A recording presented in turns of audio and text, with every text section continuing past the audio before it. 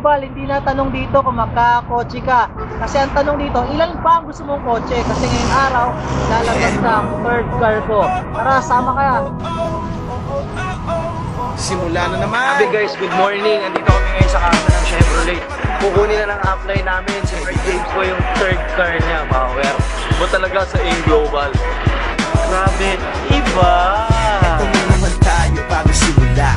Huminga ng malalim, alisin ang kaba. Tapos na ang kahapon, pwede na yan itapon. Huwag lang ang mga araw, dapat yan ay ibaon. Katulong mo sa panibagong hamon. May paparating na bagong araw. Pwede kang lamunin o pwede mong sabayan. Yes! Matatry ko na rin ang Chevrolet Trailblazer. Hindi ka na dyan, huwag ka na magpakuli. Kami ay sila, patungo sa liwanag. Abuti ng tala. Pagkatapos Bagong bago pa, naka-plastic pa. Sarap. Amoy bago. Grabe, Chevrolet Trailblazer, top of the line, 4x4. Pero syempre, bago ang lahat, maraming salamat kay Lord.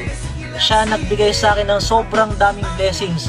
Sa AIM Global, na nagbigay sa akin ng opportunity para makuha ko yung mga pangarap ko. Sa family ko, na nandyan lagi sa tabi ko. Sa pagmamahal na binibigay nila sa akin lagi. Sa mga uplines na nandyan lagi, na nag-support, nag-guide sa akin. Sa mga grupo ko, sa mga leaders ko, kay John Bisanwan at sa buong grupo niya na New Blood, at sa International Blazing Alliance Family, sa sister ko na nakasama ko mula nung unang network ako hanggang ngayon, kasama ko pa rin sa suporta na binigay niya sa akin. Sa mga leaders ko, kay Anton Montoya, nakasama ko rin mag-network mula umpisa hanggang ngayon, sama-sama kami sa success.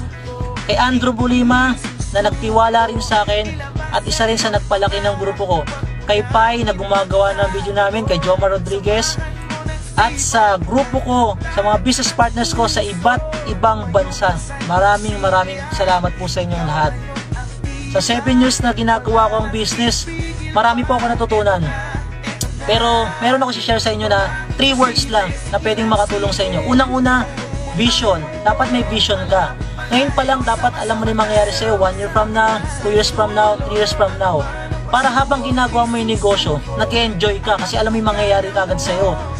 At kung ano man yung mga experience mo, mga challenges na madadaanan mo along the way, hindi ka hihinto kasi alam mo sa success din ang punta mo. Pangalawa, focus. Dapat may focus ka sa lahat ng bagay, kailangan natin yung focus.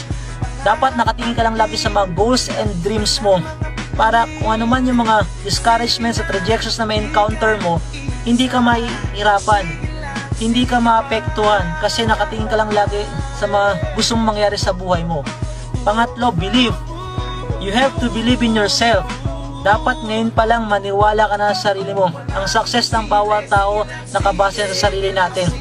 Ngayon pa lang, attract mo na yung mga gusto mo mangyari sa buhay mo. Everyday, dapat sabihin mo sa sarili mo, successful ka na. Lahat po tayo, deserve natin magandang buhay. Lahat tayo deserve natin makuha mga pangarap natin. Kaya sa nanonood ngayon, naniniwala ako, ikaw na ang susunod. Lahat posible, basta maniwala ka lang. Good morning po sa inyong lahat.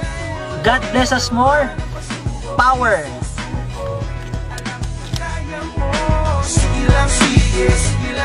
Congratulations